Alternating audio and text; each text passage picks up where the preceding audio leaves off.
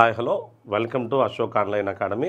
మరి మనము ఆంధ్రుల చరిత్ర సంస్కృతి సంబంధించిన వాటిలో టెస్ట్ సిరీస్లో మరొక పేపర్ చూద్దాం. 4వ పేపర్ చూద్దాం. టెస్ట్ సిరీస్ సంబంధించి 75 క్వశ్చన్స్, వాటికి సంబంధించిన విశ్లేషణ చూద్దాం. ఓకే, ఓవరాల్గా మనకు ప్రతి టెస్ట్ సిరీస్లో మ్యాక్సిమం ప్రతి చాప్టరు ఎన్ని క్వశ్చన్స్ అడుగుతున్నాడు, ఆ క్వశ్చన్స్ గతంలో ఏ విధంగా అడిగాడు, ఎలా అడుగుతున్నాడు, కొన్ని మనం ఎక్స్ప్లెయిన్ చేస్తూ చెప్తూ ఉన్నాం. ఓవరాల్గా మనకు మ్యాక్సిమం సిలబస్ అంతా కవర్ అవుతుంది. ప్రతి చాప్టర్, చిన్న చాప్టర్లో ఒక క్వశ్చన్ 2 క్వశ్చన్స్ అడుగుకోవడం వల్ల ఆ చాప్టర్స్లో కూడా ఖచ్చితంగా ఒక క్వశ్చన్ ఉండేటట్టుగా, అంటే ఏ విధంగా అడుగుతాడో గెస్ చేసి మనం క్వశ్చన్స్ రూపొందించాం. ఓకే, మరి టెస్ట్ సిరీస్లో మరో 75 క్వశ్చన్స్తో మనం క్లాస్ స్టార్ట్ చేద్దాం. ఫస్ట్ క్వశ్చన్, ఇనుప యుగానికి సంబంధించి సరైనవి ఏవి అని అడిగాడు. ఇనుప యుగం ఈజ్ ఈక్వల్ టు, ఇనుప యుగాన్నే ఆంధ్రదేశంలో అయోయుగం అని పిలుస్తారు, లేదా బృహత్శిలా యుగం అని కూడా పిలుస్తారు. ఏమని? అయోయుగమని,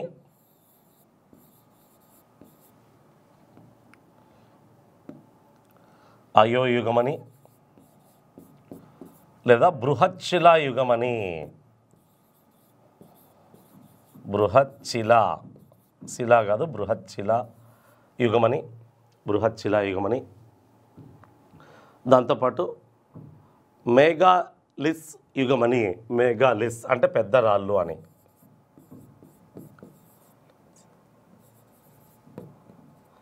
మేఘాలిస్ యుగమని కూడా పిలుస్తారు ఇనుప యుగాన్ని. అంటే ఈ యుగంలో మొట్టమొదటిసారిగా ఐరన్ పెద్ద ఎత్తున వాడకంలోకి వచ్చింది ఆంధ్రాలో ఈ యుగంలోనే. అందుకే ఇనుప యుగం అని పిలిచారు చరిత్రకారులు. సంబంధించి సరైనవి: 1, ఈ యుగపు సమాధులలో నలుపు ఎరుపు కుండలు లభ్యమయ్యాయి. ఎక్కడ? సమాధులలో అన్నాడు, సమాధులలో అన్నాడు. ఓకే, నలుపు ఎరుపు కుండలు లభ్యమయ్యాయి. 2, ఈ యుగపు సంస్కృతులు ఆంధ్రదేశం అంతటా విస్తరించాయన్నాడు. మొత్తం ఆంధ్రదేశం అంతటా విస్తరించాయని చెప్పాడు. 3, ఈ యుగంలో అతి ముఖ్యమైన రాక్షస గుల్ల సంస్కృతి ఉంది. రాక్షస గుల్ల సంస్కృతి ఉంది. ఆంధ్రదేశంలో ఈ యుగంలో పట్టణ జీవితం అతి నెమ్మదిగా విస్తరించింది అని ఇచ్చాడు. ఓకే, మరి సరైన ఆన్సర్లు చూద్దాం. సరైనవి ఏమైనా అడిగాడు. ఈ యుగపు సమాధులలో నలుపు ఎరుపు కుండ పాత్రలు లభ్యమయ్యాయి అని ఇచ్చాడు. ఇది కరెక్టే. సమాధుల్లో ఈ యుగపు సమాధులనే ఏమని పిలుస్తారంటే రాక్షస గుళ్ళు అని పిలుస్తారు. రాక్షస గుళ్ళు అంటే సమాధి మరణించిన వ్యక్తిని పాతిపెట్టిన తర్వాత పెద్ద పెద్ద బండరాలను అనేక పద్ధతుల్లో పేర్చి సమాధిని నిర్మించేవారు. అలాంటి సమాధులకే రాక్షస గుళ్ళు లేదా రాక్షస గుళ్ళు అని చరిత్రకారులు పిలిచారు. మరి ఆ సమాధుల్లో త్రవ్వకాలు జరపగా ఏం కనిపించాయంటే సమాధులలో నలుపు ఎరుపు కుండ పాత్రలు కనిపించాయి. దీంతోపాటు ఇంకా ఏం కనిపించాయంటే ఇంపార్టెంట్, త్రిశూల వృత్తం కనిపించింది. త్రిశూల వృత్తం కనిపించింది. ఇలా వృత్తం ఉండి దాంట్లో త్రిశూల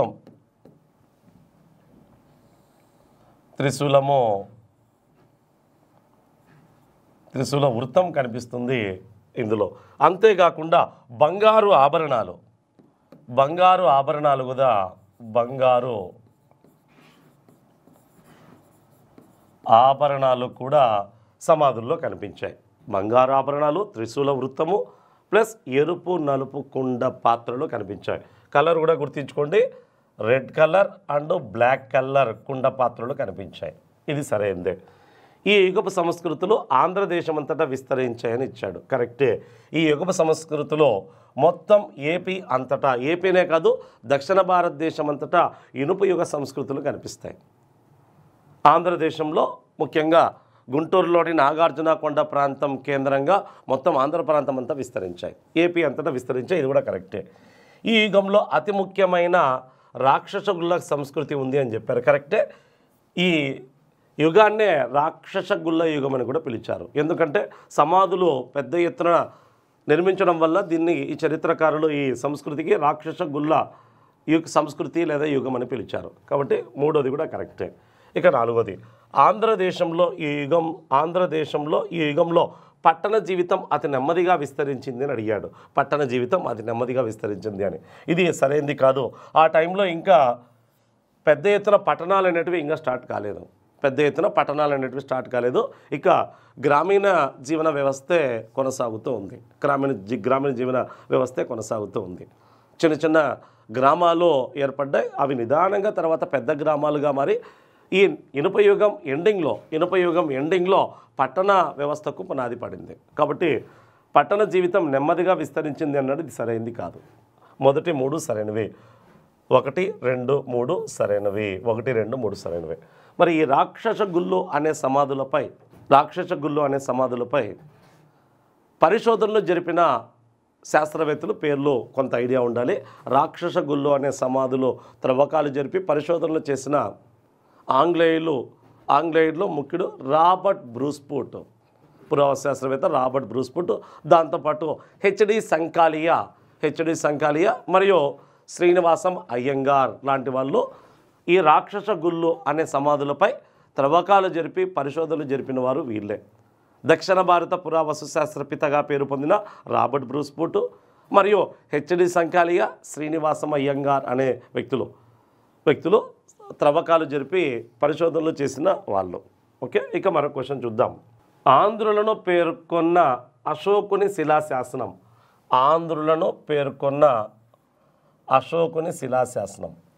అశోకుడి శిలాశాసనం. 5వ శిలాశాసనం, 8వ శిలాశాసనం, 13వ శిలాశాసనం, 2వ శిలాశాసనం. దాదాపుగా అశోకుడు 14 పెద్ద శిలాశాసనాలను, 2 చిన్న శిలాశాసనాలను వేయించాడు. 7 పెద్ద స్తంభ శాసనాలను, 4 చిన్న స్తంభ శాసనాలను వేయించాడు. అశోకుడి శాసనాల్లో 3 రకాలు. 1 శిలాశాసనాలు, 2 స్తంభ శాసనాలు, 3 గుహ శాసనాలు. Rock edicts, pillar edicts, cave edicts.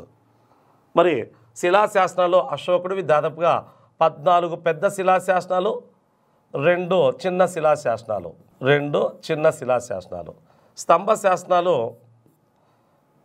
7 పెద్ద స్తంభ శాసనాలు, 4 చిన్న స్తంభ శాసనాలు. ఇక గుహ శాసనాలు దాదాపుగా ఒక 3 లభించాయి. 3 గుహలు తవ్వించాడు, అందులో శాసనం ఉంది. 3 గుహల్లో లభించిన శాసనం. ఓకే, మరి ఆంధ్రలో పేర్కొన్న అశోకుని శిలాశాసనము అన్నాడు. అంటే స్తంభ శాసనం లేదు, శిలాశాసనము అన్నాడు. ఎన్నోది అని నంబర్లు ఇచ్చాడు. 5, 8, 2, 13. ఇందులో వెరీ ఇంపార్టెంట్ ఆన్సరు 13వ శిలాశాసనంలో పేర్కొన్నాడు. ఈ 13వ శిలాశాసనానికే ఇది 13వ శిలాశాసనం, పెద్ద శిలాశాసనం. ఈ 13వ శిలాశాసనానికే జౌగడ శిలాశాసనం అంటారు. ఏమని? జౌగడ శిలాశాసనం. ఇది ఎక్కడ లభించింది అంటే ఒరిస్సాలో లభించింది. ఒరిస్సా, ప్రస్తుత ఒడిశా. ఒకప్పటి కళింగ, ప్రస్తుతం ఒడిస్సాగా పిలువబడింది. మొన్నటి వరకు ఒరిస్సా అని పిలిచారు. ఓకే, జౌగడ శిలాశాసనం. ఇందులోనే ఆంధ్ర జాతి వారు మౌర్య సామ్రాజ్యంలో నివసిస్తున్నారని తెలిపాడు. ఎవరు? ఆంధ్ర జాతి వారు మౌర్య సామ్రాజ్యంలో నివసిస్తున్నారని తెలిపింది జౌగడ శిలాశాసనంలో. ఇదే శిలాశాసనంలో ఆంధ్రజాతి వారి గురించే కాదు, చెర, చోళ, పాండ్యులు కూడా మౌర్య సామ్రాజ్యానికి దక్షిణంగా ఉన్న రాజవంశాలని ప్రస్తావించాడు. అంటే ఆంధ్ర జాతితో పాటు ప్రస్తావించిన రాజవంశాల పేర్లు చేర, చోళ, పాండ్య రాజ్యాల పేర్లు కూడా ప్రస్తావించాడు. అంతేకాదు ఇదే శిలాశాసనంలో అశోకుడు ప్రపంచంలో నాటి సమకాలిక రాజ్యాలు, ఆ రాజ్యాలను పరిపాలించే పాలకుల గురించి ప్రస్తావించాడు. అప్పుడే సమకాలిక రాజ్యాలు సిరియా రాజు, ఈజిప్ట్ రాజు, ఇండో గ్రీకు రాజు, సిరియా రాజు, గ్రీకు రాజు, బ్యాక్ట్రియన్ గ్రీకులు, ఇలాంటి నాటి సమకాలిక రాజుల గురించి కూడా శాస్త్రంలో ప్రస్తావించాడు. అంతేకాదు ఈ శాస్త్రంలో తను చేసిన కళింగ యుద్ధం గురించి కూడా తెలిపాడు అశోకుడు. ఇలా అశోకుడు ఆంధ్రులను పేర్కొన్న శిలాశాసనం ఏది అంటే 13వది.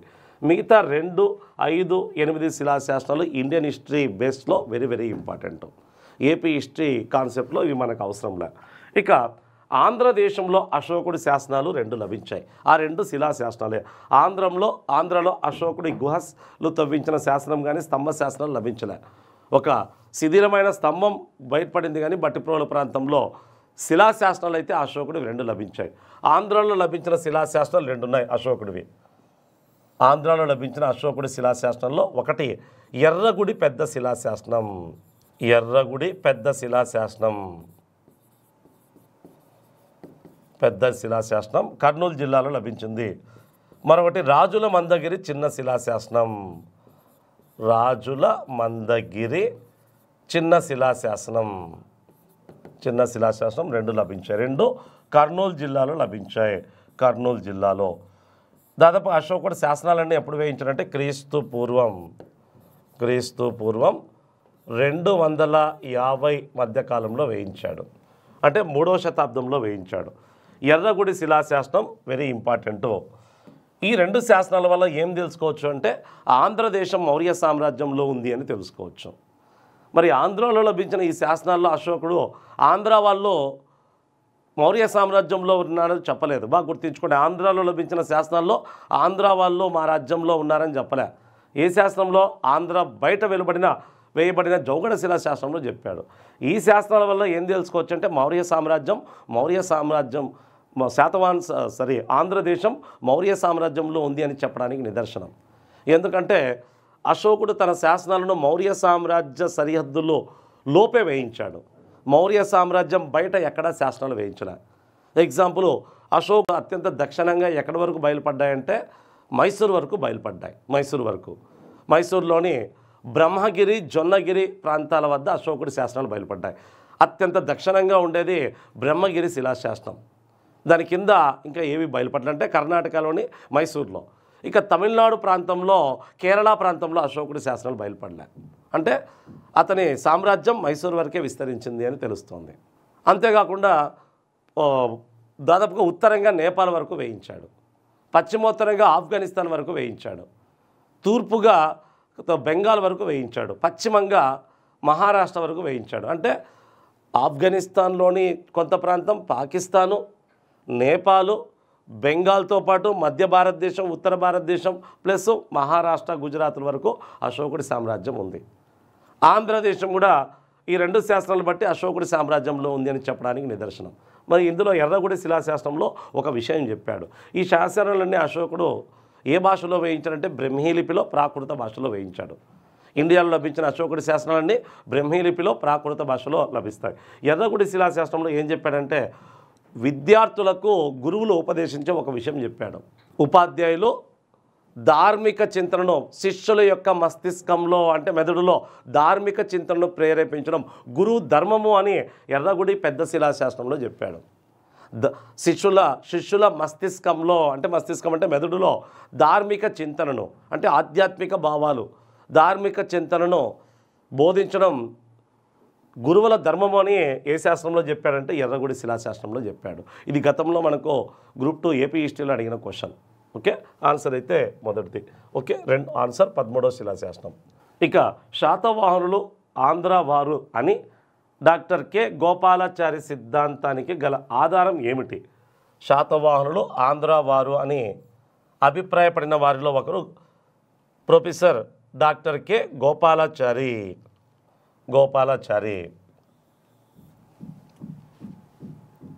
శాతవాహనులు ఆంధ్ర వారు అని డాక్టర్ కె గోపాలాచారి సిద్ధాంతానికి గల ఆధారం ఏమిటి అని అడిగాడు. ఓకే, నాసిక్ శిలాశాసనంలో పేర్కొన్న పర్వతాలు ఆంధ్ర ప్రాంతానికి చెందినవి. హలుని వివాహం లీలావతితో ద్రాక్షారామంలో జరగడం. మెగస్తనీస్ తన ఇండికా గ్రంథంలో ఆంధ్రులకు 30 దుర్గాలున్నాయని పేర్కొనడం. శ్రీముఖునికి సంబంధించిన నాణ్యాలు కోటిలింగాల వద్ద లభించడం. మరి ఇందులో సరైనవి ఏవైనా చూస్తే ఫస్ట్ వన్, ప్రొఫెసర్ గోపాలాచారి శాతవాహనులు ఆంధ్రులే అని, వారి జన్మస్థానం ఆంధ్రదేశమే అయి ఉండొచ్చని, శాతవాహనులు ఆంధ్రులే అని, వాళ్ళ జన్మస్థానం ఆంధ్రదేశమే ఉండొచ్చని, కానీ వాళ్ళ అధికారం మొట్టమొదట మహారాష్ట్రలో ప్రారంభమైందని తెలిపాడు. అంటే మొత్తానికి ఆంధ్రులే, వాళ్ళ జన్మస్థానము ఆంధ్రదేశమై ఉండొచ్చు, కానీ మొదట అధికారం మహారాష్ట్రలో స్టార్ట్ అయింది అని చెప్పాడు ఇతను. మరి ఆంధ్రదేశమే అని చెప్పడానికి ఈయన కొన్ని బేస్ చేసుకున్నాడంట. అవి ఏవేవి అనేది చూస్తే అవి ఫస్ట్ వన్ నాసిక్ శిలాశాసనంలో పేర్కొన్న పర్వతాలు. గౌతమి బాలాశ్రీ వేయించిన శాసనం. ఇందులో గౌతమి బాలాశ్రీ తన కుమారుడి విజయాల గురించి తెలుపుతూ ఆంధ్ర ప్రాంతానికి సంబంధించిన అనేక పర్వతాల గురించి ప్రస్తావించింది. అంటే శాసనంలో ఆంధ్ర ప్రాంత పర్వతాల గురించి ప్రస్తావించిందంటే ఖచ్చితంగా శాతవాహనుల జన్మస్థానం ఆంధ్రదేశమై ఉంటుంది అని అతను అభిప్రాయపడ్డాడు. దీన్ని బేస్ చేసుకుని ఇది కరెక్టే. రెండోది, హలుని వివాహం లీలావతితో ద్రాక్షారామంలో జరగడం. ఇది ఏ విషయం, ఏ గ్రంథంలో ఉంది అంటే కుతూహలుడు రచించిన లీలావతిలో ఉంది. సప్త గోదావరి ప్రాంతంలో వివాహం జరిగింది అని కుతూహలుడు లీలావతిలో తెలిపాడు. మరి ఆ గ్రంథంలో సప్త గోదావరి అని ఏ ప్రాంతం నిర్ణయించారంటే ద్రాక్షారామం. కాబట్టి దాన్ని బేస్ చేసుకుని ఆంధ్రదేశం అని అభిప్రాయపడ్డాడు ఆయన. ఇక మూడోది, మెగస్తనీస్ తన ఇండికా గ్రంథంలో ఆంధ్రులకు 30 దుర్గాలు ఉన్నాయని పేర్కొన్నాడు. ఆంధ్రులకు 30 దుర్గాలు ఉన్నాయని పేర్కొన్నాడు. ఎవరు? మెగస్తనీస్. శాతవాహనులకు అనలేదు, ఆంధ్రులకు అని చెప్పాడు ఆయన. ఆంధ్రులకు 30 దుర్గాలు ఉన్నాయని చెప్పాడు మెగస్తనీస్. ఇతను ఏం చెప్పాడు? పురాణాల్లో చెప్పబడుతున్న ఆంధ్రులు, శాసనాల్లో చెప్పబడుతున్న శాతవాహనులు ఒకలే కాబట్టి వాళ్ళ జన్మస్థానం ఖచ్చితంగా ఆంధ్రదేశమే ఉంటుంది అంటాడు. ఎందుకంటే పురాణాల్లో శాతవాహనుల్ని ఆంధ్ర భృత్యులు అని ప్రస్తావించాయి. భృత్యులు అంటే సేవకులు. ఎవరికి సేవకులు? మౌర్యులకు సేవకులుగా ఉన్నవారు అన్నట్టు ప్రస్తావించాయి. ఎందుకంటే మౌర్యుల కింద సామంతులుగా ఉండి స్వతంత్రత ప్రకటించుకున్నారు శాతవాహనులు. కాబట్టి మౌర్యులకు భృత్యులు అంటే మౌర్యుల కింద సేవకులుగా పనిచేసి స్వతంత్రాన్ని స్థాపించుకున్నారు. మరి మౌర్యుల కాలంలో భారతదేశానికి వచ్చిన వ్యక్తి ఎవరంటే మెగస్తనీస్. మెగస్తనీస్ ఇండికా గ్రంథంలో ఇంకా శాతవాహన రాజ్యం లేదు, ఆంధ్రులు మాత్రమే ఉన్నారు, మౌర్యుల కింద పనిచేస్తున్నారు. కాబట్టి వాళ్ళకి 30 బలమైన దుర్గాలు ఉన్నాయని ఆంధ్రుల గురించి పేర్కొన్నాడు. మరి మౌర్య సామ్రాజ్యం పతనం తర్వాత పురాణాలు ఆంధ్ర భృత్యులు అని ప్రస్తావిస్తున్నాయి. ఆ ఆంధ్ర భృత్యులు పేర్లు పురాణాల్లో కనిపిస్తాయి. శాతవాహనులు వేయించిన శాసనాల్లో, నాణ్యాల్లో కనిపించే పేర్లు పురాణాల్లో ఉండే పేర్లు ఒకటే. అంటే ఆంధ్ర భృత్యులు = శాతవాహనులు = ఇండికా గ్రంథంలో చెప్పబడిన ఆంధ్రులు తర్వాత స్వతంత్ర శాతవాహన రాజులే ఉంటారని ఇతను దీన్ని కూడా బేస్ చేసుకొని చెప్పాడు. ఇది కూడా ఆయన అభిప్రాయం ప్రకారం కరెక్ట్. ఇక శ్రీముఖునికి సంబంధించిన నాణ్యాలు కోటిలింగాల వద్ద లభించాయి. కరెక్టే. శాతవాహన రాజుల్లో మొట్టమొదటి శాతవాహన రాజు, స్వతంత్ర శాతవాహన రాజును స్థాపించింది శ్రీముఖుడు. ఇతని నాణ్యాలు కరీంనగర్ జిల్లాలోని కోటిలింగాలలో లభించాయి. కరీంనగర్ జిల్లా, తెలంగాణలోని కరీంనగర్ జిల్లాలోని కోటిలింగాల వద్ద లభించాయి. ఇప్పుడు కోటిలింగాల జగిత్యాల జిల్లాలోకి వెళ్ళిపోయింది. కరీంనగర్ నుంచి విడిపోయి జగిత్యాల జిల్లాలోకి వచ్చింది కోటిలింగాల. ఇక్కడ లభించాయి. అంటే శాతవాహనుల తొలి నాణ్యాలు కోటిలింగాల వద్ద లభించాయి. అంటే అప్పుడు తెలంగాణ ప్రాంతం ఉమ్మడి ఆంధ్రప్రదేశ్లో భాగమే. కాబట్టి ఖచ్చితంగా ప్రొఫెసర్ గోపాలాచారి ఏం చెప్తున్నారంటే వీటన్నింటిని బేస్ చేసుకొని ఆయన ఆంధ్రదేశం అంటున్నాడు. మరి గల ఆధారం ఏంటి అంటే ఇవన్నీ ఆధారాలే. అంటే 1, 2, 4 అన్నీ సరైన ఆధారాలుగా తెలుస్తుంది. Very important. ఇవన్నీ మనకు ప్రొఫెసర్ గోపాలాచారి సిద్ధాంతానికి, జన్మస్థానానికి సంబంధించిన అంశాలు. ఈయన చెప్పిన కొటేషన్ కూడా గుర్తుంచుకోండి. శాతవాహనులు ఆంధ్రులే అని, వారి జన్మస్థానం ఆంధ్రదేశమే ఉండొచ్చని, కానీ వారి అధికారం మొట్టమొదట మహారాష్ట్రలో ప్రారంభమైంది అని చెప్పాడు. అంటే అక్కడి నుంచి ఇక్కడ విస్తరించారన్నట్టు చెప్పాడు. ఎందుకంటే శాతవాహనులు మొట్టమొదట ప్రతిష్టానపురం కేంద్రంగా చేసుకొని పరిపాలించినట్టు అందరూ అంగీకరిస్తున్న అంశం, ఎక్కువ మంది అంగీకరిస్తున్న అంశం. వాళ్ళ మొట్టమొదటి శాసనాలు లభించింది కూడా అక్కడే. నాణ్యాలు మాత్రం మొదట తెలంగాణలో లభించాయి, శాసనాలన్నీ అక్కడే లభించాయి. వాళ్ళ అధికారం ప్రతిష్టానపురం కేంద్రంగా స్టార్ట్ అయ్యి తర్వాత మధ్యలో 24వ శాతవాహన రాజు రాజధానిని ధాన్యకటకానికి మార్చుకున్నాడు. ఓకే, ఇవి ప్రొఫెసర్ గోపాలాచారికి సంబంధించి ఆంధ్ర అని చెప్పడానికి నిదర్శనాలు. ఇక మన క్వశ్చన్, నహపానుడి జోగల్ తంబి నాణ్యాలను తిరిగి ముద్రించిన శాతవాహన రాజు ఎవరి? నహపానుడు అంటే నహపానుడు శకరాజు. ఇతను క్షహరాట వంశానికి చెందిన శకరాజు. ఏ వంశం? క్షహరాట వంశానికి చెందిన శకరాజు. ఇతను శకరాజు. శాతవాహనులకు బద్ధ శత్రువులు ఎవరు అంటే శకులే.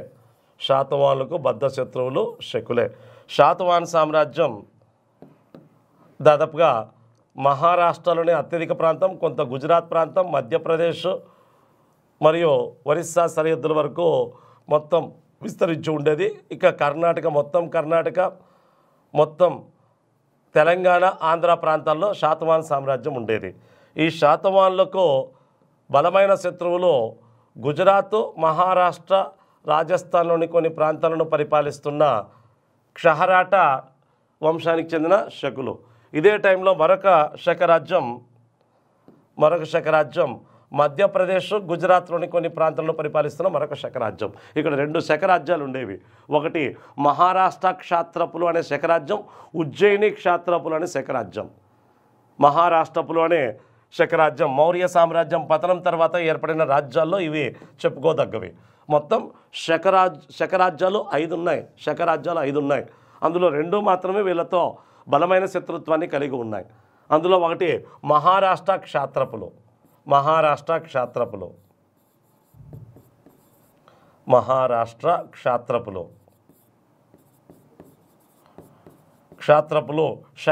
శకులు తమ రాజ్యాలను క్షాత్రపీయులుగా విభజించుకున్నారు కాబట్టి క్షాత్రపులు అంటారు. క్షాత్రపీ అంటే రాష్ట్రం.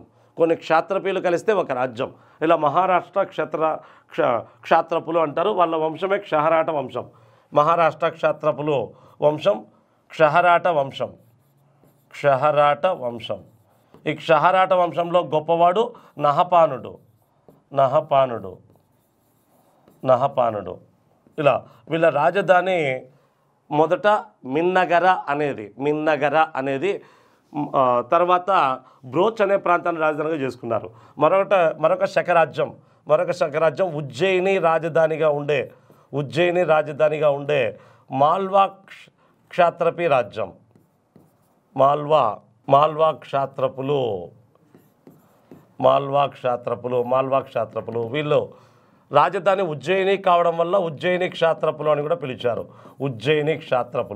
ఈ మాల్వా క్షాత్రపుల్లో అత్యంత గొప్పవాడు రుద్రదామనుడు. వీళ్ళ వంశం కార్దుమాక వంశం. ఏ వంశం? కార్దుమాక వంశం. ఇలా శకులు ఈ 2 రాజ్యాలతో వీళ్ళకి శత్రుత్వం కొనసాగింది. ఎక్కువ కాలం మాల్వా క్షాత్రపులతో యుద్ధం కొనసాగుతూ వచ్చింది. అయితే మహారాష్ట్ర క్షాత్రపుల్లో అత్యంత ముఖ్యుడు నహపానుడు. ఈ నహపానుడి జోగల్తంబి నాణ్యాలను ముద్రించిన శాతవాహన రాజు ఎవరు అన్నాడు. ఇక్కడ ఆన్సర్ యజ్ఞశ్రీ శాతకర్ణిన, వాసిష్ఠిపుత్ర పులోమావే, గౌతమిపుత్ర శాతకర్ణిన, విజయశ్రీ శాతకర్ణిన అని. ఇక్కడ సరైన ఆన్సర్ అయితే గౌతమిపుత్ర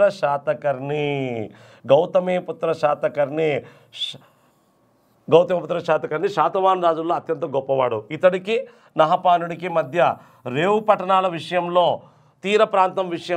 పశ్చిమ తీర ప్రాంతంలోని రేవు పట్టణాల విషయంలో ఇతడికి గౌతమిపుత్ర శాతకర్ణికి మధ్య యుద్ధం జరిగింది. దాన్నే ఏమంటారంటే మహారాష్ట్రలోని జోగల్తంబి అనే ప్రాంతంలో యుద్ధం జరిగింది. అందుకే దీన్ని జోగల్తంబి వార్ అని పిలుస్తారు. జోగల్తంబి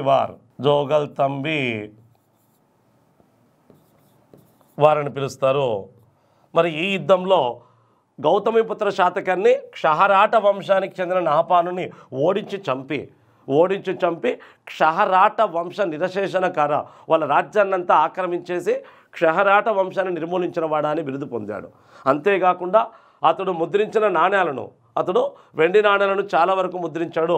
అతడు ముద్రించిన వెండి నాణ్యాలపై అతని పేరును తొలగించి తన పేరును పునర్ముద్రించాడు. వాటినే ఏమంటారంటే జోగల్తంబి వెండి నాణ్యాలు అంటారు. అవి సుమారుగా ఈ జోగల్తంబి ప్రాంతంలో 10,000కు పైగా లభించాయి. దీనికి ఆన్సరు సరైంది గౌతమిపుత్ర శాతకర్ణి. ఇంకా యజ్ఞశ్రీ శాతకర్ణి శాతవాహన రాజుల్లో చివరి గొప్పవాడు 27వ శాతవాహన రాజు. చాలా గొప్పవాడు. ఇతని ఆస్థానంలోనే ఆచార్య నాగార్జునుడు నివసించాడు. ఇంకా వాసిష్ఠిపుత్ర పులోమావి గౌతమిపుత్ర శాతకర్ణి కుమారుడు 24వ శాతవాహన రాజు. ఇతడి కాలంలో రుద్రదామనుడు అనే వ్యక్తి ఉన్నాడు. ఆ రుద్రదాముడి చేతిలో వాసిష్ఠిపుత్ర పులోమావి ఓడిపోయి రాజధానిని ప్రతిష్టానపురం నుంచి ధాన్యకటకానికి మార్చుకుంటాడు. వాసిష్ఠిపుత్ర పులోమావిని 2వ పులోమావి అంటారు. గౌతమిపుత్ర శాతకర్ణి కొడుకు. ఇక విజయశ్రీ శాతకర్ణి అనే వ్యక్తి శాతవాహన రాజుల్లో 28వ శాతవాహన రాజు. ఇతని పేరు మీదుగా నిర్మితమైన పట్టణమే విజయపురి. అదే ఇక్ష్వాకుల యొక్క కేంద్రంగా మారి అనంతరం ఇక్ష్వాక రాజులు శాతవాహనుని అంతమొందించి విజయపురిని రాజధానిగా చేసుకొని పరిపాలించారు. విజయపురి పట్టణం విజయశ్రీ శాతకర్ణి కాలంలో నిర్మితమైందే విజయపురి. విజయపురి, అది తర్వాత ఇక్ష్వాకుల రాజధానిగా మారింది. ఇంకా 29వ వ్యక్తి శాంతసిరి, 30వ వ్యక్తి 3వ పులోమావి అనే వ్యక్తి చివరివాడు. మిగతా వాళ్ళు కూడా కొంత ఇంపార్టెంట్. ఇక మరో క్వశ్చన్ చూద్దాం. నానేఘాట్ గుహలో ఏ శాతవాహనుల విగ్రహాలు లభించాయి? నానేఘాట్ గుహ ఏ రాష్ట్రంలో ఉంది అంటే మహారాష్ట్రలో ఉంది. ఏ శాతవాహనుల విగ్రహాలు లభించాయని ఇచ్చాడు. రాతి విగ్రహాలు లభించాయి అంటే గుహలోనే కొన్ని శిల్పాలు కనిపిస్తాయి, ఆ శిల్పాల కింద పేర్లు ఉన్నాయంట. విగ్రహాలు లభించాయి. ఎవరెవరు అని అడిగాడు. శ్రీముఖుడు, నాగానిక, గౌతమిపుత్ర శాతకర్ణి, మొదటి శాతకర్ణి. ఇక్కడ ఇందులో సరి అయింది ఏది అంటే ఎవరివి లభించాయంటే శ్రీముఖుడి విగ్రహం లభించిందా అంటే లభించింది, కరెక్టే. నాగానిక విగ్రహం కూడా లభించింది. మొదటి శాతకర్ణి విగ్రహం లభించింది. గౌతమిపుత్ర శాతకర్ణి విగ్రహం లభించలేదు. 1, 2, 3 మాత్రమే లభించాయి. మరి నానేఘాట్ శాసనాన్ని ఎవరు వేయించారంటే నానేఘాట్ శాసనాన్ని వేయించింది దేవి నాగానిక వేయించింది. దేవి నాగానిక వేయించింది. ఈ శాసనంలో నానేఘాట్ శాసనంలో ఈమె తన తండ్రి, తన మామ, తన భర్త, తన విగ్రహం, తన 2 కుమారులు, మొత్తం 4 కుమారుల్లో 2 కుమారుల విగ్రహాలను ఆమె నానేఘాట్ శాసనం వేయించి వాళ్ళ శిల్పాలను కూడా ప్రతిష్ఠింప చేయించినట్టు తెలుస్తుంది. మరి ఎవరెవరిది అంటే వాళ్ళ నాన్న త్రణకాయిరో. ఎవరెవరు కనిపిస్తాయంటే ఇక్కడ తండ్రి త్రణకాయిరో.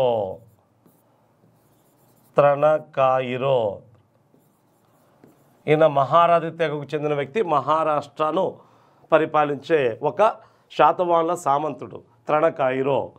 ఇక వాళ్ళ తండ్రి, తర్వాత వాళ్ళ మామ శ్రీముఖుడు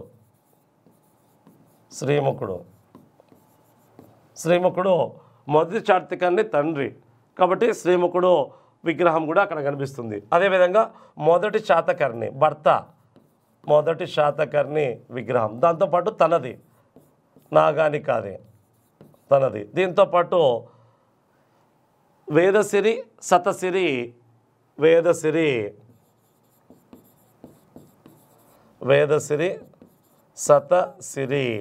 సతసిరివి మరికొన్ని శిల్పాలు పక్కలు ఉన్నాయి కానీ అవి ధ్వంసమైపోయాయి, ఇవి లభిస్తూ ఉన్నాయి. అంటే వీళ్ళ విగ్రహాలన్నీ కనిపిస్తాయి. వేదసిరి, సతశ్రీమత్ అని కూడా పిలుస్తారు. వీళ్ళిద్దరూ దేవి నాగానిక మొదటి శాతకర్ణి యొక్క కుమారులు వేదసిరి, సతసిరి. తండ్రి త్రణకాయిరో, మామ శ్రీముఖుడు విగ్రహాలు కనిపిస్తాయి. ఇక మన క్వశ్చన్ చూస్తే క్రింది వాటిని అంటే దీంట్లో చూస్తే గౌతమిపుత్ర శాతకర్ణి ఎప్పుడో 23వ శాతవాహన రాజు. మొదటి శాతకర్ణి భార్య దేవి నాగానిక దాదాపుగా ఆమె మొదటి శాతకర్ణి 3వ శాతవాహన రాజు. 3వ శాతవాహన రాజు భార్య 23వ శాతవాహన రాజు గౌతమిపుత్ర శాతకర్ణి విగ్రహాన్ని ఏపించే అవకాశం లేదు. తర్వాత కూడా ఎవరు కానీ అక్కడ గౌతమిపుత్ర శాతకర్ణి సంబంధించిన విగ్రహాలు ఎక్కడ వేయించబడలే. కాబట్టి వీళ్ళందరివి కనిపిస్తాయి, గౌతమిపుత్ర శాతకర్ణివి కనిపించవు. ఇక మరొక క్వశ్చన్. క్రింది వాటిని జతపరచమని ఇచ్చాడు. నానాగఢ్ శాసనం, నాసిక్ శాసనము, జునాగఢ్ శాసనము, హతీగుంప శాసనం. ఈజీ క్వశ్చనే. నానేఘాట్ శాసనాన్ని ఎవరు వేయించారో ఇంతకుముందే చెప్పాం. దేవి నాగానిక, శాతవాహన రాణి దేవి నాగానిక వేయించింది. ఈ శాసనంలో ఏం తెలిపింది? తన భర్త విజయాలను తెలిపింది. తన భర్త ఎవరు? మొదటి శాతకర్ణి విజయాలని తెలిపింది.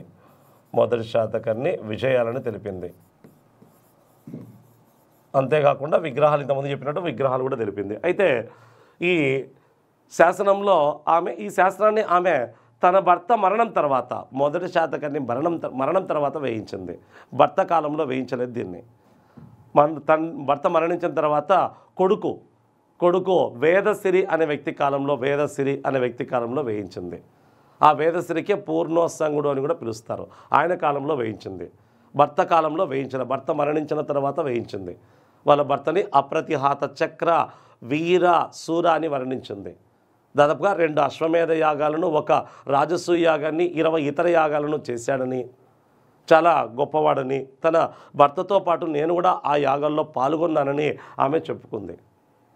అలా మొదటి శాతకర్ణి విజయాల గురించి తెలుపుతుంది. ఇక నాసిక్ శాసనం, నాసిక్ శాసనము కూడా మహారాష్ట్రలో బయలుపడింది. ఇది మహారాష్ట్ర. నాసిక్ శాసనం కూడా ఎక్కడ బయలుపడిందంటే మహారాష్ట్రలోనే బయలుపడింది, మహారాష్ట్ర. ఈ శాసనం కూడా శాతవాహనుల కాలం నాటి చరిత్ర గురించి తెలిపేదే. దీన్ని కూడా ఒక స్త్రీనే వేయించింది, శాతవాహన రాణి బాలాశ్రీ వేయించింది. పూర్తి పేరు గౌతమి గోత్రానికి చెందిన బాలాశ్రీ. ఈమె ఈ శాసనాన్ని వాళ్ళ కొడుకు విజయాలను తెలుపుతూ వేయించింది. వాళ్ళ కొడుకు గౌతమిపుత్ర శాతకర్ణి విజయాలను తెలుపుతూ వేయించింది.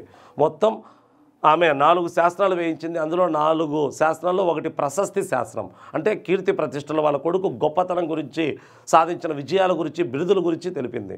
మిగతా 3 దాన శాసనాలు, అంటే తాను తన కొడుకు బౌద్ధులకు చేసిన దాన ధర్మాల గురించి తెలుపుతూ వేయించింది. మొత్తం 4 శాసనాలు.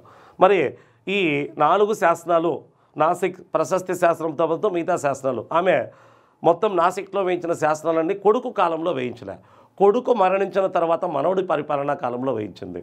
సేమ్ దేవీ నాగానిక భర్త మరణం తర్వాత కొడుకు కాలంలో శాసనాలు వేయిస్తే, గౌతమి బాలాశ్రీ తన కొడుకు గౌతమిపుత్ర శాతకర్ణి జీవించి ఉండగానే మరణించాడు. తన కొడుకు మరణం తర్వాత మనవడు రెండో పులోమావి లేదా వాసిష్ఠీపుత్ర పులోమావి, రెండవ పులోమావి లేదా వాసిష్ఠీపుత్ర పులోమావి కాలంలో వేయించింది. కొడుకుని చాలా గొప్పవాడిగా అనేక విజయాలు సాధించినట్టుగా చెప్పింది. నాడు ఆయన జయించిన రాజ్యాల పేర్లు, వాటి ముఖ్య పట్టణాలు, నాటి ఆంధ్ర ప్రాంతంలో ఉండే పర్వత ప్రాంతాలు, ఇలాంటివన్నీ ప్రస్తావించింది ఆ శాస్త్రంలో. వాళ్ళ కొడుకుని గొప్ప గొప్ప పురాణ పురుషులతో, గొప్ప గొప్ప ఇతిహాస వీరులతో పోల్చింది గౌతమి బాలాశ్రీ తన కొడుకుని. ఓకే, అనేక బిరుదులతో అభివర్ణించింది తన కొడుకుని. ఇక మరొకటి జునాగఢ్ శాసనం. ఈ జునాగఢ్ శాసనం గుజరాత్ రాష్ట్రంలో బయలుపడింది.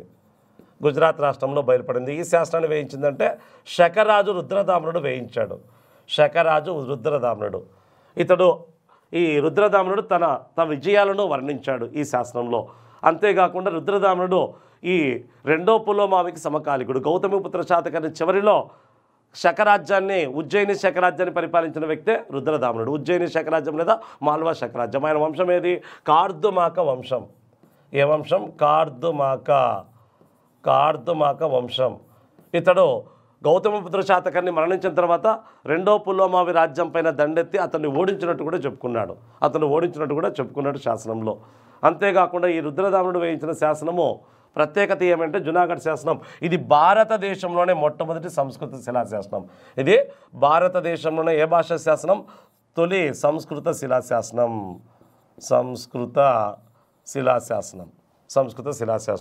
నానేగఢ్ శాసనం, నాసిక్ శాసనము ఇవన్నీ ప్రాకృతంలోనే ఉన్నాయి. శాతవాహనుల శాసనాలన్నీ ప్రాకృతంలోనే బ్రహ్మీ లిపిలో ఉన్నాయి.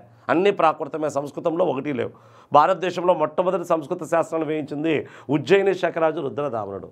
శకులు ఎక్కువగా వాళ్ళ శాసనాలన్నీ సంస్కృతంలోనే వేయించారు. ఇక హతీగుంపా శాసనం కళింగ కారవేలుడు వేయించాడు. చేదిరాజు కారవేలుడు అని ఉంది, కరెక్ట్.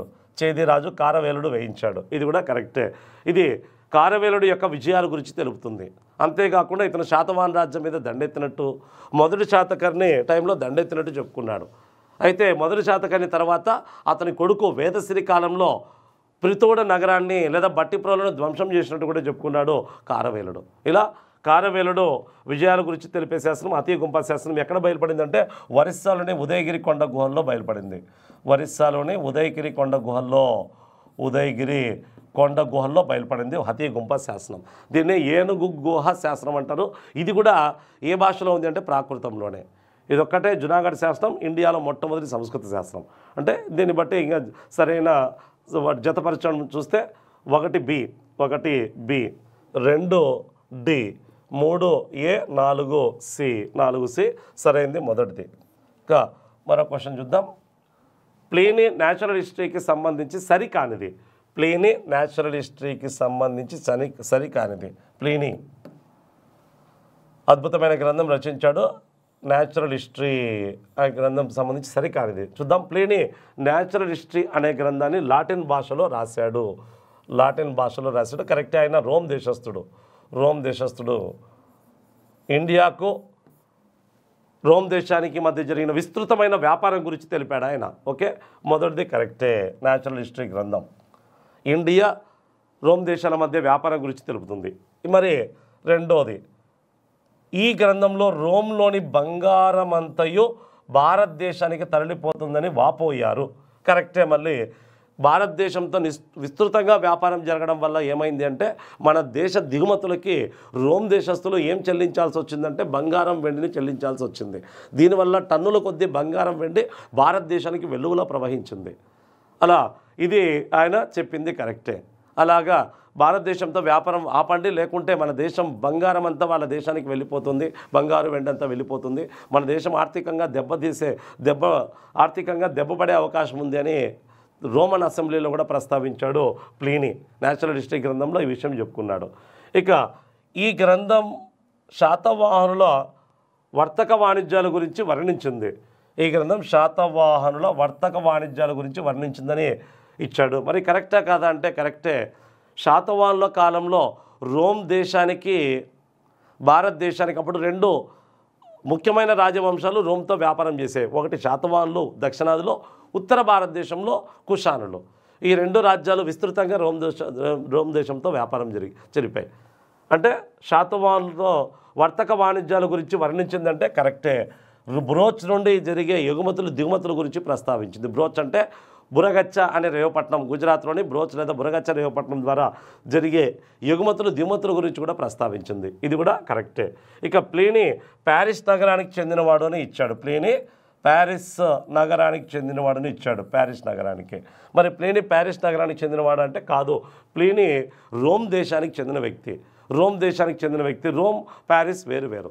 ఈ ప్యారిస్ అనేది ఫ్రెంచ్ ముఖ్య పట్టణము, రోమ్ అనేది ప్రత్యేకంగా ఐరోపాలో మరొక దేశం. కాబట్టి ప్యారిస్ పట్టణానికి చెందిన వ్యక్తి కాదు, రోమ్ దేశానికి చెందిన వ్యక్తి. ఇది సరైన ఆన్సర్ కాదు. అంటే మొదటి 3 సరైనవి, 4ది సరికాదు. ఇక మరొక క్వశ్చన్ చూద్దాం. ఈ క్రింది గ్రంథాలు వాటిని వ్రాసిన రచనకారులను జతపరచండి. గాథా సప్తసతి ప్రాకృతం, కథా సరిసాగరం సంస్కృతం, బృహత్కథ పైశాచి భాష, లీలావతి ప్రణయం ప్రాకృతం, కుతూహలుడు, గుణాఢ్యుడు, సోమదేవసూరి, హలుడు.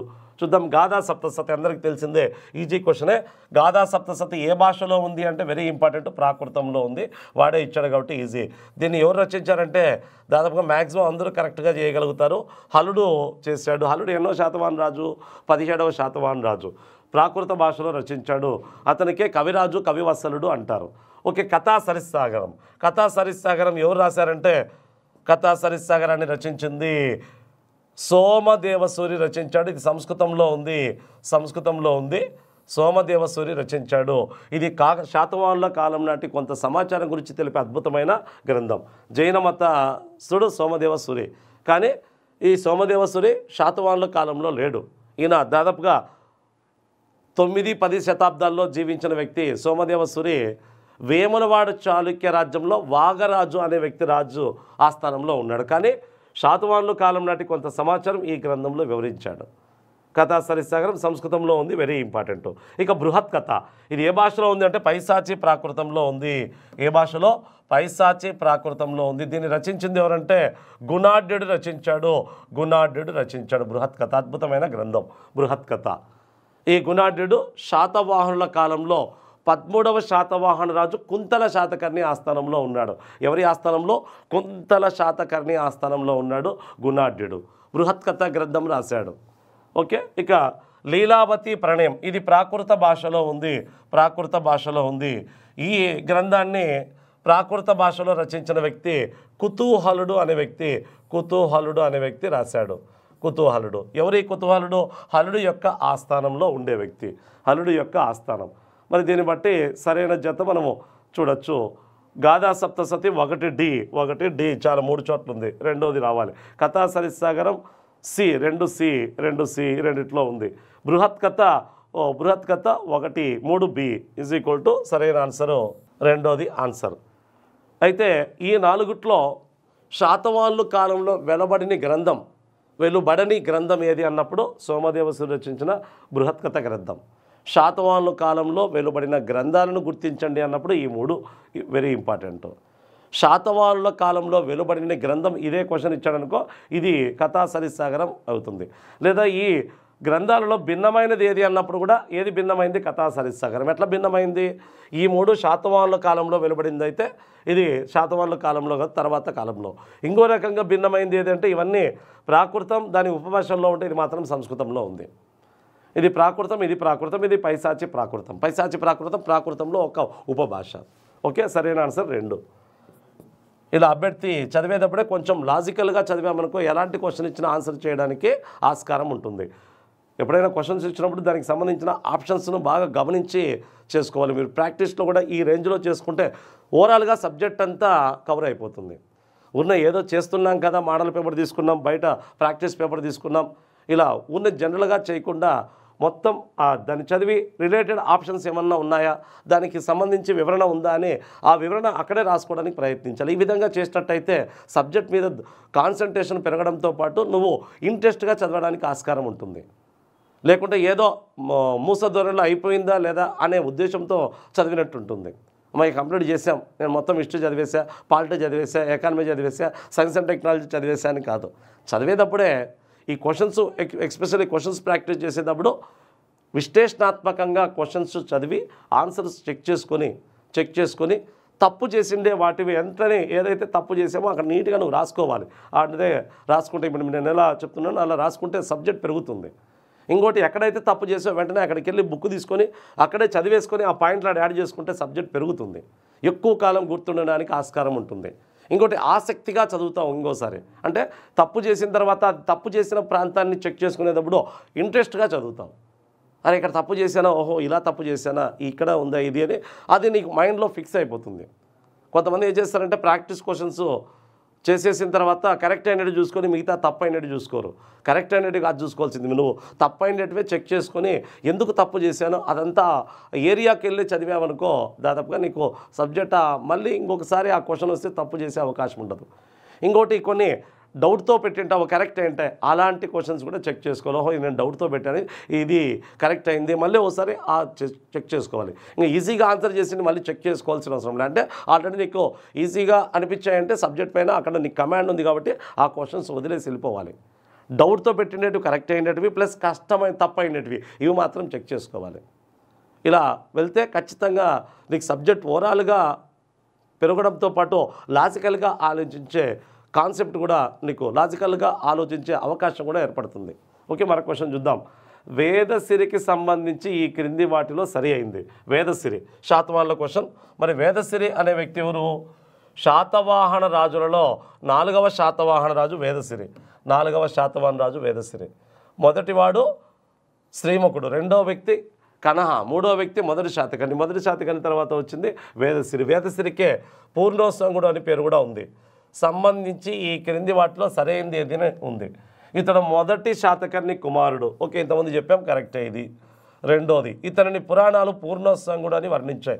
కరెక్టే, పురాణాలు వర్ణించాయి. చూడండి, శాస్త్రాల్లో కాదు పురాణాల్లో పూర్ణోత్సంగుడు. శాస్త్రాల్లో ఇతనికి శాస్త్రం నాణ్యాల్లో వేదసిరి అని మాత్రమే ఉంది వేదసిరి.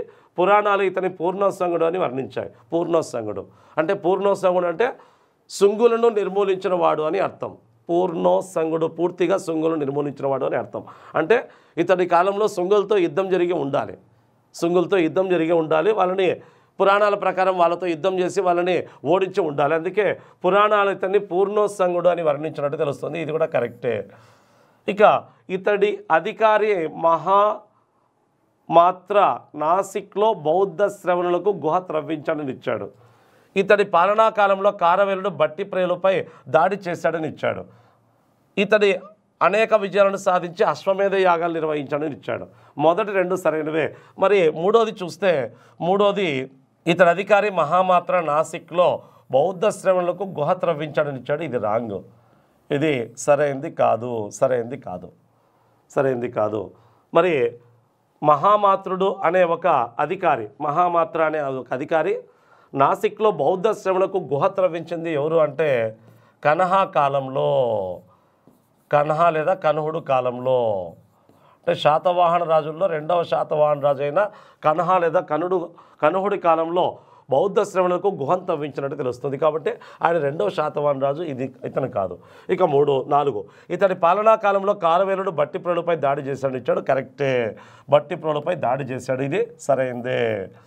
ఇతడి పాలనా కాలంలో కారవేలుడు, కళింగ కారవేలుడు, చేది వంశరాజు కారవేలుడు శాతవాహన రాజ్యంపై దండెత్తి మైసోలియా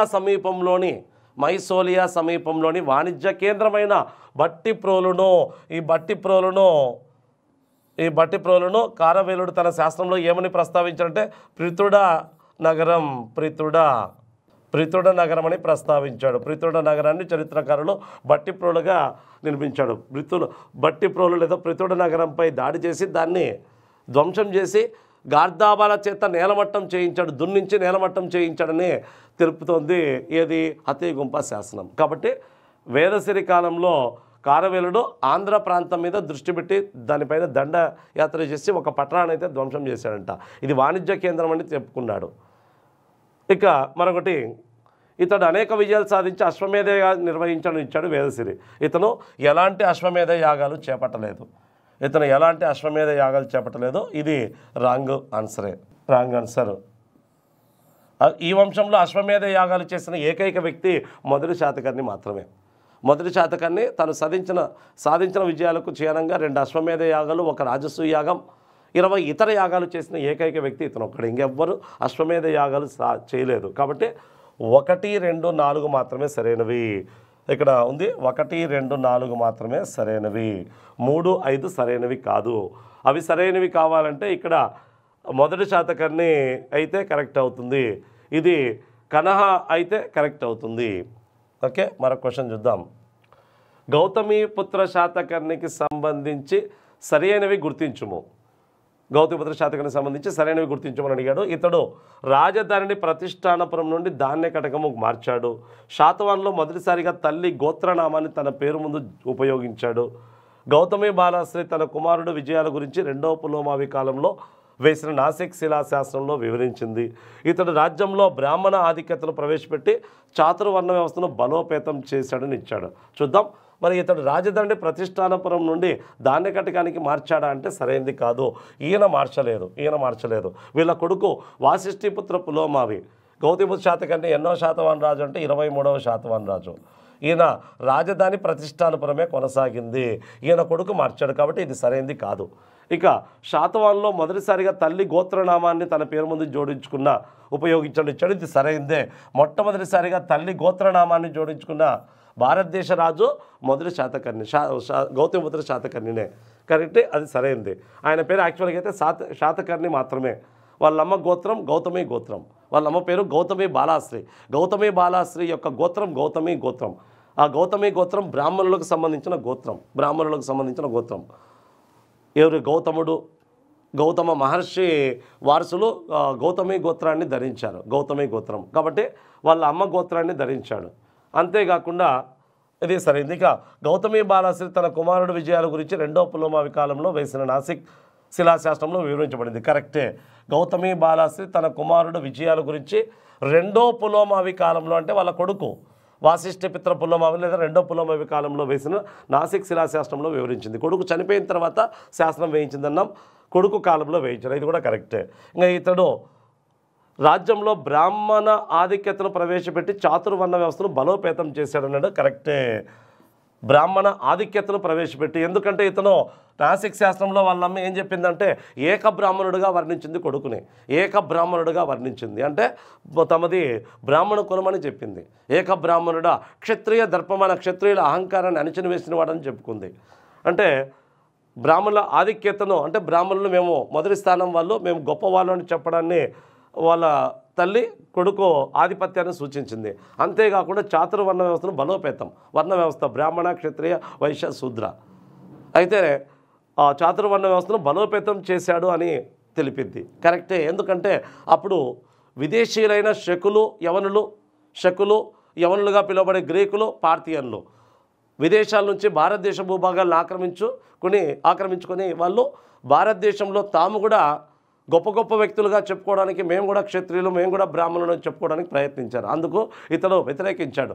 విదేశీయులు ఏంటి మా మతంలో మా సమాజంలో కలవడం, మా సమాజంలో వర్ణ వ్యవస్థ అనేది చాలా బలమైంది, మా వర్ణ వ్యవస్థలో మీరు కలవడం ఏంటి అని వాళ్ళని కలవనీకోకుండా అడ్డుకున్నవాడు అని చెప్పుకుంది. అందుకే వాళ్ళమ్మ ఇతన్ని వర్ణ సాంకర్య నిరోధక, భారతీయ వర్ణంలో విదేశీయులని కలవకుండా అడ్డుకున్నవాడా అని చెప్పింది. ఏకబ్రాహ్మణుడిగా చెప్పుకుంది. అలా ఇతను వైదిక మతాన్ని అనుసరించాడు, కానీ బౌద్ధ మతాన్ని ఆదరించాడు. ఇది కూడా కరెక్టే. ఇతడు రాజ్యంలో బ్రాహ్మణ ఆధిక్యతను ప్రవేశపెట్టి చాతుర్వర్ణ వ్యవస్థను బలోపేతం చేయడానికి ప్రయత్నించాడు. 1, 2, 3, 4. అయితే యజ్ఞాలు యాగాదులు జరపలేదు. బ్రాహ్మణ మతం అంటే వైదిక మతం, యజ్ఞాలు యాగాదులు జరుపుతారు, కానీ ఇతను యజ్ఞ యాగాదులకు మాత్రం ప్రాధాన్యత ఇవ్వాలి. ఎందుకంటే వాళ్ళమ్మ ప్రభావం కొంత ఉండడం వల్ల తను వైదిక మతాన్ని అనుసరిస్తూ దాన్ని బలోపేతం చేయడానికి ప్రయత్నించినప్పటికీ యజ్ఞ యాగాదులు అయితే చేపట్టలే. అంటే ఇక్కడ 2, 3, 4 సరైనవి, 2, 3, 4 సరైనవి, మిగతాయినవి 1వది సరైనది కాదు. 1వది మార్చింది ఎవరంటే దాన్ని కట్టగానే వాళ్ళ కొడుకు 2వ పులోమావి లేదా వాసిష్ఠిపుత్ర పులోమావి. ఓకే. వృషభదత్తుడి నాసిక్ సంస్కృత శాస్త్రంలో ఎన్ని శ్రేణులు గురించి ప్రస్తావన ఉంది అని అడిగాడు. వృషభదత్తుడి నాసిక్ సంస్కృత శాసనంలో వృషభదత్తుడు ఎవరు? వృషభదత్తుడు అంటే గౌతమిపుత్ర శాతకర్ణి చేతిలో ఓడిపోయిన నహపానుడి యొక్క మేనల్లుడే వృషభదత్తుడు. ఆయన నాసిక్లో సంస్కృత భాషలో శాసనం వేయించాడు. గౌతమి బాలాశ్రీ ప్రాకృతంలో వేసి ఇతను సంస్కృతంలో వేయించాడు. వేర్వేరుగా శాస్త్రాలు ఇవి. ఈ శాస్త్రంలో వీళ్ళ కాలం నాటి వర్తక శ్రేణుల గురించి ప్రస్తావన ఉందంట. ఎన్ని శ్రేణులు ఉన్నాయని చెప్పాడంటే ఆయన ఈ శాస్త్రంలో 17 శ్రేణులు ఉన్నాయని చెప్పాడు. 17 శ్రేణులు ఈజ్ ఈక్వల్ టు వర్తక సంఘాలు. ఇక 16, 18, 12 ర్యాంగు. అయితే గ్రంథాలు మాత్రం 18 శ్రేణులు ఉన్నాయని చెప్తున్నాయి. గ్రంథాలు మాత్రం 18 శ్రేణులు, 18 అంటే 18, 18 శ్రేణులు ఉన్నట్టు చెప్తున్నాయి గ్రంథాలు. కానీ వృషభదత్తుడి నాసిక్ శాసనం 17 శ్రేణుల గురించే ప్రస్తావన ఉంది. అంటే శాస్త్రం ప్రకారం అయితే 17, జనరల్గా గ్రంథాల ప్రకారం శ్రేణులు ఎన్ని అంటే 18. 18 శ్రేణులు ఈజ్ ఈక్వల్ టు, శ్రేణులు అంటే వర్తక సంఘాలు లేదా వ్యాపార సంఘాలు. ఎగ్జాంపుల్ అలాంటి వాటిలో ముఖ్యమైనవి కొన్ని ఉన్నాయి. కోలిక శ్రేణి, నేత పనివారు. అదేవిధంగా మరొకటి వధిక శ్రేణి, వడ్రంగి పనివారు, కార్పెంటర్స్. వధిక శ్రేణి, వడ్రంగి పనివారు. అదేవిధంగా మరొకటి గదిక శ్రేణి, గదిలో ఉండేవారు కాదు. గదిక శ్రేణి అంటే సుగంధ ద్రవ్యాలు తయారు చేసేవారు, గదిక శ్రేణి. అదేవిధంగా మరొకటి కమర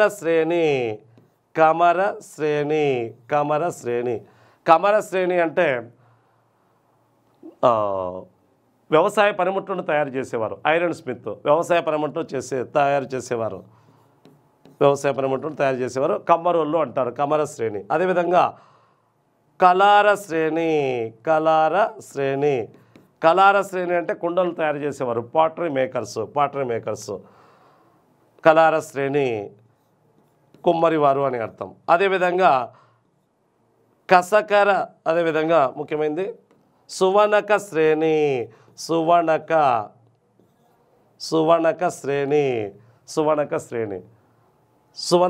ఈజ్ ఈక్వల్ టు బంగారు ఆభరణాలు తయారు చేసేవారు, గోల్డ్ స్మిత్.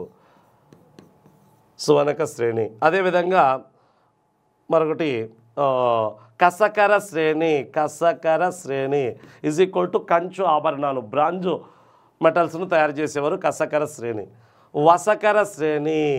వసకర శ్రేణి వెదురుబుట్టలు తయారు చేసేవారు, వసకర శ్రేణి వెదురుబుట్టలు తయారు చేసేవారు. శిలవధిక శ్రేణి అంటే శిల్పాలను తయారు చేసేవారు, శిల్పకారులు. అదేవిధంగా మేధిక శ్రేణి ఆభరణాలకు మెరుగు పట్టేవారు, మెరుగు పట్టేవారని మేధిక శ్రేణి అని పిలుస్తారు. మణిక శ్రేణి మణిహారాలను తయారు చేసేవారు, మణిక శ్రేణి ఈజ్ ఈక్వల్ టు మణిహారాలను తయారు చేసేవారు. అదేవిధంగా మరొకటి గానుగ తిలపిసక శ్రేణి అంటే గానుగవారు నూనె బట్టీలను తయారు చేసేవారు. తిలపిసక శ్రేణి, తిలలు అంటే నువ్వులు, యంత్రాల ద్వారా నువ్వుల నుండి నూనెను తీసేవారని తిలపిసక శ్రేణి అని పిలుస్తారు. హలక శ్రేణి అంటే మడకలతో వ్యవసాయాన్ని దున్నేవారు ఈజ్ ఈక్వల్ టు వ్యవసాయదారులు ఒక శ్రేణిగా ఉన్నట్టు హలక శ్రేణి. అదేవిధంగా గోలిక శ్రేణి గోలిక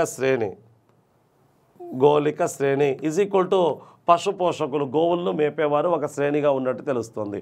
ఇలాంటి శ్రేణుల గురించి మనకు ఎందులో కనిపిస్తుంది అంటే ఉషవదత్తుడి నాసిక శాస్త్రంలో కనిపిస్తుంది. ఇందులో కోలిక శ్రేణి వెరీ వెరీ ఇంపార్టెంట్.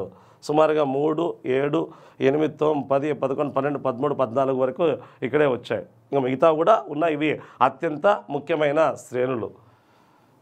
అయితే గ్రంథాల్లో మాత్రం 18 శ్రేణుల గురించి ప్రస్తావన ఉంది.